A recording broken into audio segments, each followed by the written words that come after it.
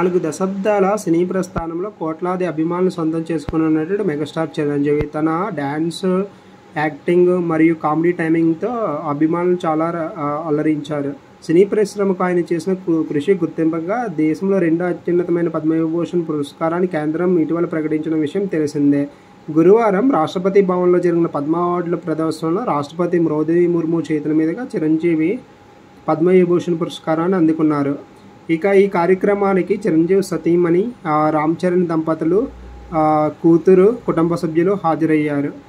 ఈ భారత గణతంత్ర దినోత్సవం వేళ దేశంలోని పలు రంగాలకు చెందిన ప్రముఖులు కేంద్ర ప్రభుత్వం ప్రకటించిన పద్మ అవార్డుల ప్రదానోత్సవం 2వ విడత కార్యక్రమం గురువారం చాలా ఘనంగా జరిగింది. చిరంజీవితో పాటు ప్రముఖ నృత్య కళాకారిణి సీనియర్ నటీమణి వైజయంతిమాలకు కూడా రాష్ట్రపతి చేతుల మీదుగా పద్మవిభూషణ్ పురస్కారం అందుకున్నారు. ఈ ఏడాది మొత్తం 132 పద్మ పురస్కారాలను ప్రకటించగా వీటిలో 5 పద్మవిభూషణ్, 17 పద్మభూషణ్, 110 పద్మశ్రీ పురస్కారాలు ఉన్నాయి.